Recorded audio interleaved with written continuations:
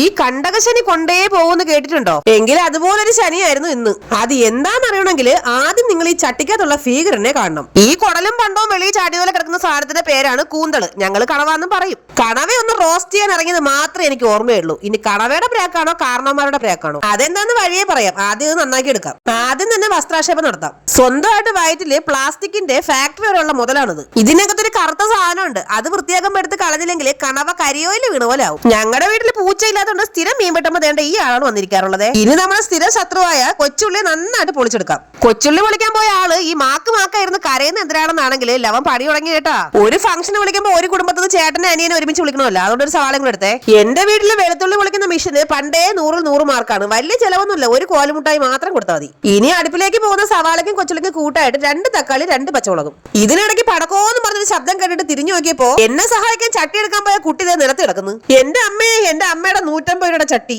ഇതുപോലുള്ള വലിയ വലിയ സഹായങ്ങൾ എന്റെ മോൻ ഇടയ്ക്കിടയ്ക്ക് ചെയ്തു തരാറുണ്ട് കേട്ടാ. ഒരു ചട്ടി പൊട്ടി സ്ഥിതിക്ക് അടുത്ത ചട്ടി എടുക്കാം. ആളി കത്തുന്ന തീരെ മണ്ടയിൽ ആസനം വെച്ചോണ്ടിരുന്നാലും കൊതു കൊത്തി കൊല്ലും. അതുകൊണ്ട് ഒരു കൊതുകിരി ആദ്യം കത്തിക്കാം. ഇനി തിളച്ച എണ്ണയിലേക്ക് കറിവേപ്പിലയും പിന്നെ നമ്മൾ കട്ട് ചെയ്ത് വെച്ചിരിക്കുന്ന അല്ലറ ചില്ലറ സാധനം കൂടെ ചേർക്കാം. ഇനി ഇഞ്ചി വെളുത്തുള്ളി പേസ്റ്റ് പിന്നെ മല്ലിപ്പൊടി മുളക് പൊടി കുരുമുളക് ഗരം മസാല ഉപ്പ് എല്ലാം കൂടെ ചേർത്ത് നന്നായിട്ട് മിക്സ് വെൽ. എന്റെ ദൈവമേ, തീ ഇങ്ങനെ കത്തുകയാണെങ്കിൽ മിക്കവാറും ഈ ചട്ടിയുടെ കാര്യത്തിന് തീരുമാനമാവും. ഇനി എല്ലാം കൂടെ വഴറ്റി ഈ പരുവാകുമ്പോ കുറച്ച് മഞ്ഞൾപ്പൊടിയും പിന്നെ നമ്മൾ വൃത്തിയാക്കി വെച്ചിരിക്കുന്ന കൂന്തലും കൂടെ ഇടണേ. ഇനി നന്നായിട്ട് ഇളക്കിയിട്ട് അടച്ചു വെച്ച് വേവിക്കണേ. വെള്ളമൊന്നും കോരി ഒഴിച്ചേക്കില്ലേട്ടോ. ഇനി സാധനം വറ്റി സഹാറ മരുഭൂമി പോലെ ആകുമ്പോ ഇച്ചിരി മല്ലിയിലയും കൂടെ ഇടണേ. നമ്മുടെ അടിപൊളി കൂന്തൽ റോസ്റ്റ് ഇവിടെ തയ്യാറായിട്ടുണ്ട് കേട്ടാ. ഇതിനിടയ്ക്ക് ഞാനൊരു 1.5 കിലോ മല്ലിപ്പൊടിയിലും മുളക് പൊടിയിലും കുളിച്ചിട്ടുണ്ട് കേട്ടാ.